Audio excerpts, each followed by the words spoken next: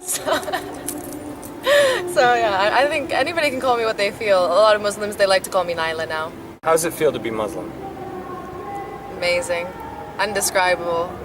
Um, Sometimes when people touch my life or when Allah touches me, it's a feeling that I never thought I could feel. It's like overwhelming compared to any sense of happiness that I've ever had in my life before this.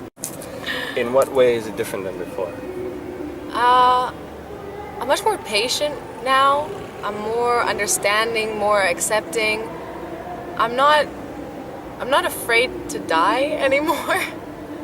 Like before, when I didn't believe there's anything after death, that this is all we have and then it's over and whatever you do with this time is what you do. But now it's like, whatever I don't do now, I can do later. It's like an unlimited amount of time, and it just makes refraining from all the things we shouldn't do so much easier to know that there's going to be 10,000 times better things that we can't even imagine afterwards, I think. And yeah, I'm just a lot more at peace in my everyday life, in the way that I deal with people, in the way I deal with my work. How has it changed your everyday life? Well, I'm a modest woman now, so let's not go into too much detail about the things I used to do. But because of prayers, I have more structure 5 times a day, and I gotta wake up early in the morning, and I gotta, make sure that I'm in a good state of mind 5 times a day. And just those 15 minutes 5 times a day really makes you calm, makes you like so at ease, and whatever problem you had before you went into the surah or the mosque is like, it's gone once you come out. It's already settled and you feel like there's a solution for it. Before, like, I only could rely on myself. Now I know I have something up there watching over me in every second of every detail of my life. And that makes me feel so secure. It's so safe. Like when I see other people in trouble or whatever and they're not turning to Allah, like I beg them, like, please just go and pray, Don't just pray now and not pray later when you're not in trouble anymore. Like, pray and get out of trouble and see the power of Allah and continue, because like every time you pray, there's going to be problems in your life and they're going to be solved for you so easy, because once you commit yourself to Allah, Allah commits himself fully to you as well. Modesty. I guess from the beginning, just changing my life 360 degrees. Like, if I were to tell myself 2 years ago that I would be a Muslim now and that I wouldn't be doing anything haram and I would be working towards a whole different purpose, I wouldn't have believed myself. And just the transformation that the past year has had on me, I think has been my biggest tribulation, to change Western mindset into like a whole different concept now. It's like you're not living for yourself and your family, you're living for the entire earth now. And being a convert into Islam, it's like Muslims will tell you that Allah loves converts more than people who are born into Islam. Because I feel like I was given this gift that Allah like saved me and like gave me this beautiful gift of Islam, and if I don't appreciate or respect that, it's like 10,000 times more disrespect on Allah than if somebody was just born into it and was told to be Muslim from the beginning. So I think, yeah, just trying to deal with the guilt when I do slip. But I mean, everybody says Islam is easy, but I don't like to take it so easy, because then I think I'm going to get lazy. They say like there's always a way and there's always a reason, as long as you have the niyyah, the intention to do good and stuff. But I think like we shouldn't take it so easy like that, because we are given a beautiful gift that a lot of people, they'll never be so lucky to see this beautiful, caring, loving, giving society that Islam creates if it's done properly. Wow, when you asked the first part of the question, do I get support from other Muslims, I was going to say overwhelming amount of support. So yes, to your second part, is it overwhelming? Yeah, sometimes it really is. It's like every Muslim I meet, they want to give me something. Whether it's prayer beads or a prayer mat or a book or a Quran, like I have like... Or advice. Or advice. I have like 5 different versions of the Quran, different translations. I have one from 1980, like... I get some really crazy, cool gifts and advice and support from every Muslim. Like they when I tell them I'm a convert, their face like lights up like, mashallah, I'm so happy to meet you and welcome, and they want to hug me, and just like, you know, if you ever need anything, call me, if you need advice, if you need this. And it's, I never felt like I'm from Canada, so we do have a very good sense of community. Like when you pass by someone on the street, they'll greet you hello and, you know, whatever. So it is kind of like that Islamic value also, but the extent of it in Islam is like, mashallah, amazing. People just, they're so happy to see that you embraced Islam, and they also want your prayers, I think, because the dua from converts is big. Maybe they have a little bit of their own intention in there, but genuinely, I think mainly they're just really happy to see somebody have been saved from the dark side. No, I don't need a lot more now. I think I needed a lot more before, but now because I take everything a lot more easy now. And this is the test. This isn't the final frontier, you know, this isn't it. So everything that happens to me in this life, I'm a lot more easygoing on it, I guess. Much more calm. Yeah, much more calm. I've seen myself in a lot of situations recently that I would usually flip out, but kind of remind myself to take a breather and, you know, it's not a big deal. Yeah, I definitely wouldn't accept the fact that I'm wrong before. But maybe it's because I'm stepping into something that I knew nothing, well, little to nothing about. I did know a bit about Islam before. I knew a lot of Muslims, so now because I don't know anything, I kind of have to be accepting of what people tell me more, and because I'm always looking for new information about Islam. Like I'm always, if I meet somebody who's got good knowledge, I really love to get into their conversation and hear what they have to tell me about Quran or Hadith or the history of Islam and how it's changed today or whatever the topic may be. So I think, yeah, I hope I don't go back to the same way before when I have a lot of knowledge. I don't think I will. I think I'll learn a good lesson from this, because it's good to be able to admit when you're wrong and accept good advice and good information from reasonable sources, I guess. Not from everybody. You do have to be a skeptic, because there's a lot of people who are full of a lot of nothing. I think it's really hard to convert people. Like, Muslims find my story really inspiring, and maybe somebody who's interested in Islam will find it inspiring, but it's not really our job anyway to convert people, because... Is it not? Doesn't say in the Quran. Well, I that mean, was part. only Allah can guide who He wills. You could give somebody a million pieces of evidence of why the Quran is 100% true and the real last book of Allah, but even then their own stubbornness and the veil that's been put over their hearts by Allah can't be lifted by us.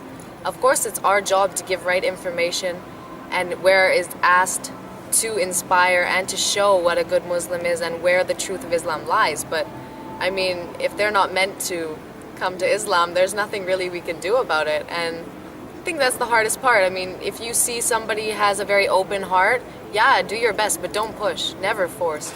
Because anybody who's pushed into something won't do it well, as opposed to, maybe to sound a bit full of myself, but me, like, I really dove into it because it was fully my choice. Tons of people have told me about Islam for years and years, and I didn't care. I was, whatever, I'm not gonna join this, and it has nothing to do with me, and it's all lies, or astaghfirullah azim. But yeah, I think if that person's willing to know and willing to open their heart, yeah, do all we can to show them the truth and tell from our own stories and use the Quran as evidence to back it up, because people relate more to something they know is real as opposed to what they know has been in a book. I think it's more the media perception of Muslims that make people turn away from the idea of ever coming to Islam or even looking to be interested possibly in it. I think a lot of Muslims do give a bad perception of Islam too, but I mean, you can't judge something based on everything. I study Christianity, I study Buddhism. Mainly, I don't like human influence of religion, which is why I don't base my opinion of religion on people, because if you follow what people are doing, then you're never going to see the truth. You need to really study it. And yeah, before I converted, I read the Quran. well, I read half of it in Ramadan, but I did a lot of research before. I put a lot of things into practice, such as patience, and I saw the benefits and the fruits of Islam come back to me before I decided. SubhanAllah, Allah sent me a lot of blessings to show me what's the miracle of Islam. So yeah, I did study a lot, and I did make sure that I read at least half the Quran before I converted, because stepping into a religion isn't something small. A year. A year. Yeah, I've been Muslim for a year, and I became veiled or with a hijab 2 weeks ago. I actually came to this decision a few months ago. I didn't really understand it before that. I know it says it in the Quran that we should cover from our hair and from our wrists to our ankles. So, but I was sitting at, I went down to the pool one day. I wanted to tan. So I went down in my dress and my bathing suit underneath, and at the pool there was a whole Muslim family. And the women were all at the side in their hijabs and in the shade, and the men were in the pool having fun and playing. And I felt so, and at this point, like, I didn't know that these Islamic values were inside of me. I was so shocked to see me feeling like this. I was so shy to take off my dress. I didn't want to take the attention of their husbands. I didn't want to make them feel uncomfortable. And I ended up not taking off my dress. I put my feet in the water. I listened to music, and I was just thinking about, why do I feel this way, and why does Allah ask us to cover? And it came to the conclusion that men are very visual, as most men will tell you, and they pick their women a lot more based on looks than women pick their men. For women, being a good sustainer, a provider, protection, caring, these are all much more important for women than looks. So it kind of evens the playing field more. It's a gift, our beauty as women. We were made the beautiful of the two. Men are very, like a board. They're straight and, they're not much to really look at, actually, physically. So we were given this gift to be the beautiful creatures on earth. And that gift should be saved for the one we love and the one who we will bear children for. And it really kicked to me then that, yeah, I do want to wear hijab. So I did plan on wearing it for Ramadan, which is in 2 weeks. But I had some problems with modesty. So I decided, if I wear a hijab, I'm forcing myself to be modest. And that's what I wanted. I wanted something, because even though I have really strong faith in Allah, we're all very weak as human beings. So I did want something to push me to be modest more and to be more conservative in my lifestyle and in my thoughts and in my mentality. So yeah, wearing hijab for me was definitely the right choice, and everybody's been so supportive of me since I put it on. And it's like I get to dye my hair every day. It's a totally different thing.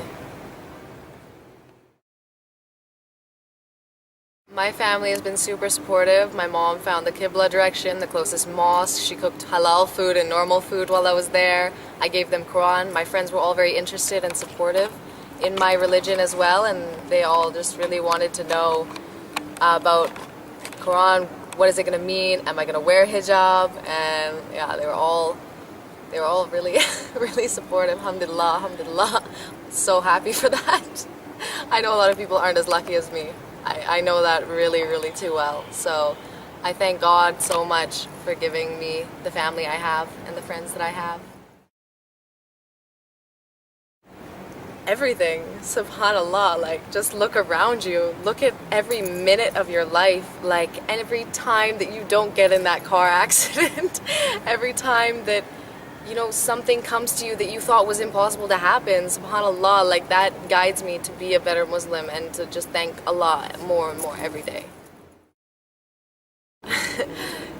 Well, if you could put your faith in Allah and see what comes out of it, because the only way to truly test it is to take the leap. Put your faith in it. Like, even though I wasn't sure yet, when I started to put these Islamic values into practice, Allah rewarded me, even though I hadn't even said Shahada yet. So, I mean, if you're in doubt about it, then just try. You don't have to say your Shahada yet, but read Quran, learn what it's about. It's about feeding your neighbor, feeding the people you don't know, ending slavery. Like, it's so, subhanAllah, everything that you, if you're a good person, believe the world should be, that's what Islam really is. It's just been twisted in media and other people's perception to be what it's not. So if you really want to get to know it, ask people around you who are Muslim. See the kindness in Muslims' hearts, and then you'll be able to really understand what it's all about. Thank you, Victoria Nail. Thank you. One love.